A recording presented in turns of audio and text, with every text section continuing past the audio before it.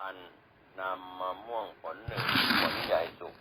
งอมหอมเหลืองน่ารับประทานจะนำไปถวายพระราชา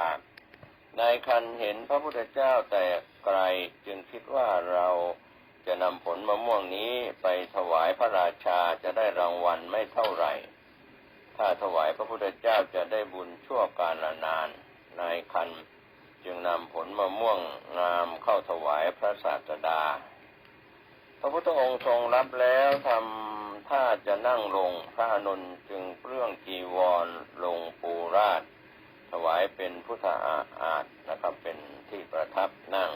แล้วช่วยพระพุทธองค์จัดทำน้ำปานะเรียกว่าอัมพะปานะมะม่วงคั้นเอาแต่น้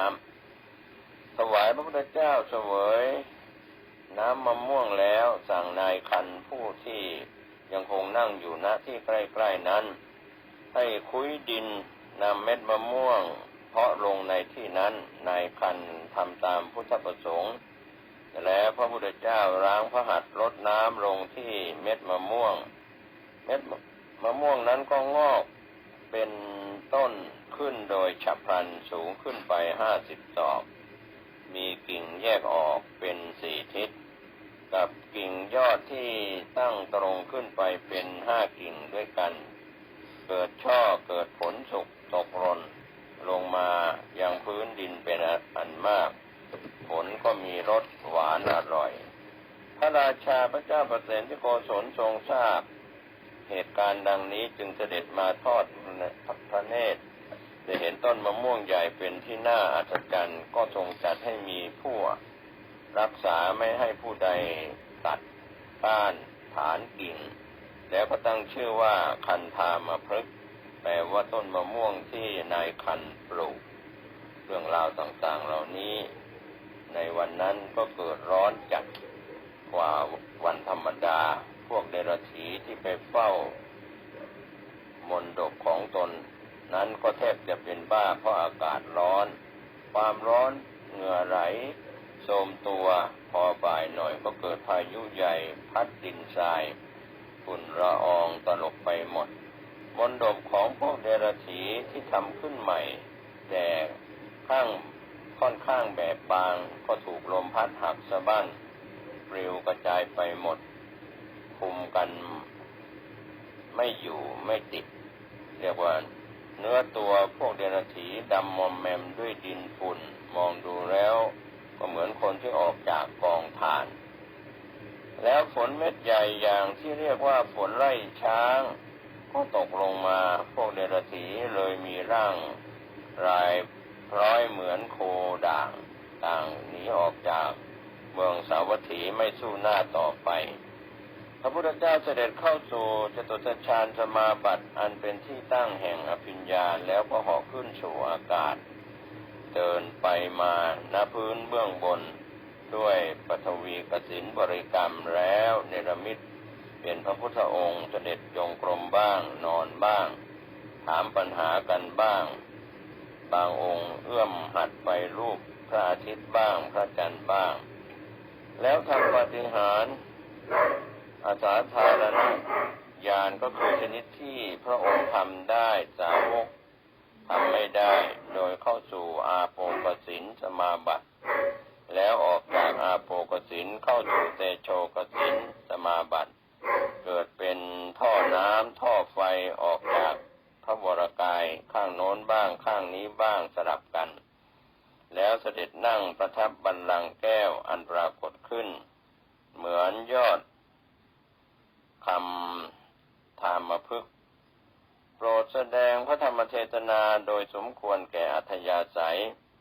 แต่นั้นบรรดาครูทั้ง6 คณะและพวกเดรัจฉีทั้งปวงหลบหนีไปแล้วไม่อวดแสดงปาฏิหาริย์แข่งขันอีกก็เป็นเรื่องราวที่แสดงอภินิหารของพระพุทธองค์เพื่อปราบครูทั้ง6และก็พวกเดรัจฉีที่จะแสดงอวดปาฏิหาริย์แข่งกับพระพุทธองค์สมัยหนึ่งพระพุทธเจ้าประทับอยู่ณวัดเชตวันมหาวิหารกรุงสาวัตถีครั้งหนึ่งเมื่อจะทรงเปรียบเทียบการเกิดของบรรดาสรรพสัตว์จากท้องแม่ในแต่ละชาติว่ามี มากมายปานใดทรงยกเอาตัวอย่างคนตัดหญ้าทั้งหมดในภาคพื้นชมพูทวีปมาเป็นเครื่องอธิบายโดยตรัสว่าภิกษุทั้งหลายการเวียนเกิดเวียนตายของสัตว์ในโลกทั้งหลายเหล่านี้จะหากำหนดเบื้องต้นแล้วก็เบื้องปลายไม่ได้เลยเมื่อสัตว์โลกมีความโง่เป็นดุจกำแพงกั้นและก็มีความอยากเป็นเหตุหนุนให้ต้องสร้างเวรสร้างบาปแล้วก็รับผลของเวรของบาปชาติแล้วชาติเล่าต้องเวียนเกิดเวียนตายชดใช้กันจนนับภพนับชาติไม่ถ้วนภิกษุทั้งหลายเปรียบเหมือนอย่างคนตัดหญ้าตัดกิ่งไม้และใบไม้ในภาคพื้นชมพูทวีปทั้งหมดแล้วจัดการมัดหญ้ากิ่งไม้และใบไม้เหล่านั้นทั้งหมดให้เป็นมัดเล็กๆมัดละ4 นิ้วเสร็จแล้วก็เอามาวางเรียงกันไว้ตามลำดับจะยาวสักกี่ร้อยกี่พันกี่หมื่นกิโลเมตรก็ตามเถอะเราสมมุติว่ามัดหญ้านี้กิ่งไม้และใบไม้เหล่านั้นแต่ละมัดว่าเป็นแม่ของเราแต่ละชาติแม้เราจะมัดหญ้ากิ่งไม้และใบไม้ทั้งหมดในชมพูทวีปมาทำเป็นแม่ของเรามัดละคนละ1 ชาติอย่างนี้แล้วก็ยังมีน้อยกว่าภพชาติที่สัตว์โลกทั้งหลายต้องเกิดตายจนสุดจะขนานับได้อย่างหวาดไหวหวาดหวั่นและน่ากลัวสาเหตุที่สัตว์โลกทั้งหลายต้องเกิดตายวนเวียนกันไปมาจนนับชาติไม่ถ้วนเช่นนี้เราเรียกว่ามีอวิชชาความไม่รู้ครอบงำความหมายก็คือความโง่เขลานั้นเป็นอวิชชาเป็นฉากบังปัญญาของสัตว์โลกไว้แล้วก็มีตัณหาความอยากความต้องการไม่มีที่สิ้นสุดเป็นพลังผลักดันให้คนเราต้องวิ่งวุ่นไม่สามารถจะหยุดนิ่งได้นะครับท่านผู้ฟังนี่แหละความไม่รู้อวิชชากับตัณหาความอยากพาเราหมุนเวียนเกิดตายพบน้อยพบใหญ่พวกสัตว์โลกทั้งหมดที่ยังไม่พบแสงสว่างแห่งชีวิตจึงต้องได้รับความทุกข์เผ็ดร้อนแสนสาหัสแล้วก็ตายทิ้งร่างไว้ทับถมแผ่นดินชาติแล้วชาติเล่าตลอดกาลนานภิกษุทั้งหลายก็เหตุเพียงเท่านั้นพวกเธอทั้งหลายน่าจะเบื่อหน่ายในสังขารน่าจะพอเพื่อคลายความอยากเพื่อหลุดพ้นจากบ่วงในโลกนี้เสียทีก็เป็นคำสอนตัดสอนพระภิกษุทั้งหลายในสมัยนั้นและมีอีกคราวหนึ่งสมัยหนึ่งพระพุทธเจ้าประทับอยู่ณวัดเชตวันมหาวิหารกรุงสาวัตถีเมื่อจะทรงชี้แจงการเกิดของสัตว์โลกว่ามีมากมายปานใดก็ทรงยกเอาน้ำตาของสรรพสัตว์ที่ต้องเสียไปเพราะความผิดหวังความพลัดพรากโดยเปรียบเทียบกับน้ำในมหาสมุทรโดยตรัสดังนี้ภิกษุทั้งหลายสังสารวัฏของสัตว์โลกนี้กำหนดเบื้องต้นและเบื้องปลายไม่ได้ด้วยเหตุที่สรรพสัตว์ต้องเกิดตายชาติแล้วชาติเล่าจนนับไม่ได้ภิกษุทั้งหลายพวกเธอเข้าใจอย่างไร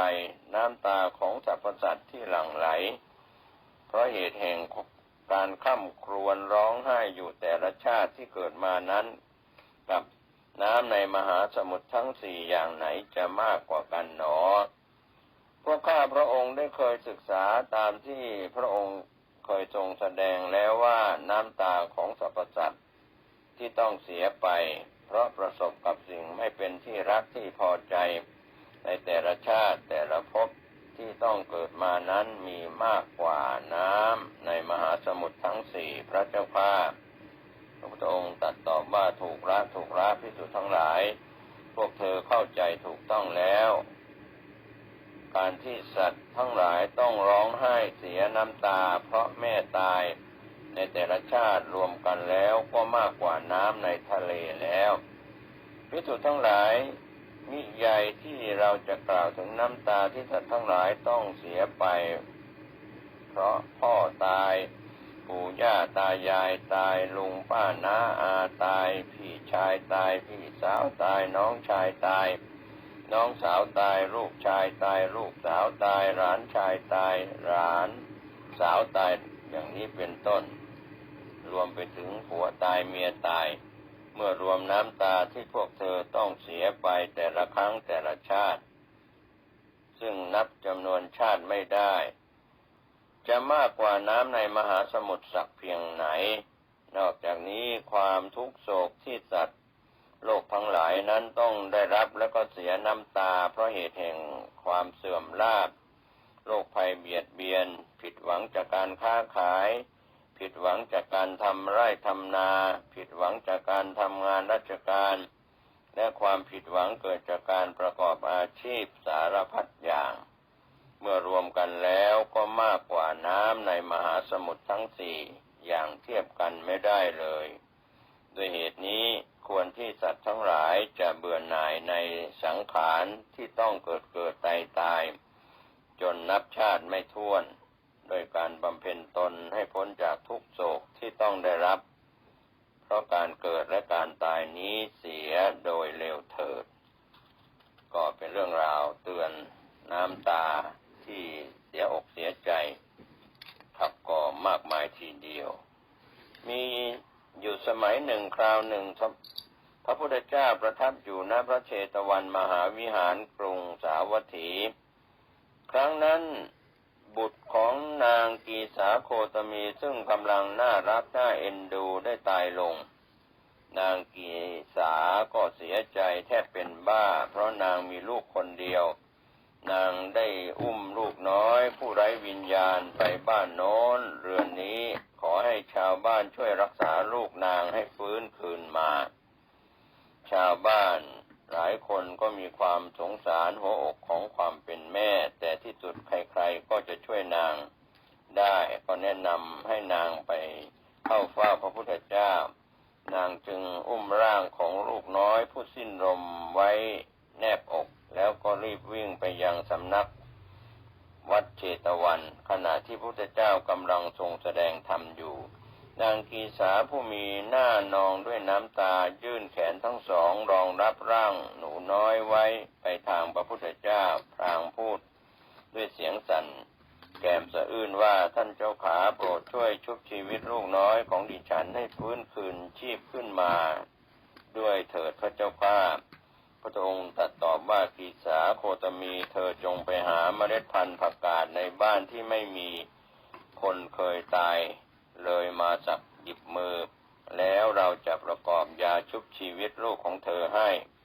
นางก็ได้อุ้มลูกน้อยนั้นไว้แนบอกรีบวิ่งเข้าไปในหมู่บ้านถามหาเมล็ดพันธุ์ผักกาดแทบทุกเรือนก็บอกว่าเมล็ดพันธุ์ผักกาดมีแต่พอถามถึงว่าที่บ้านนี้เคยมีคนตายมาก่อนบ้างไหมทุกบ้านก็ตอบตรงกันว่าเคยไม่ว่าเป็นพ่อเป็นแม่ปู่ย่าตายายเป็นผัวเป็นเมียลูกหลานก็เคยตายมาทั้งนั้นนางกีสาโคตมี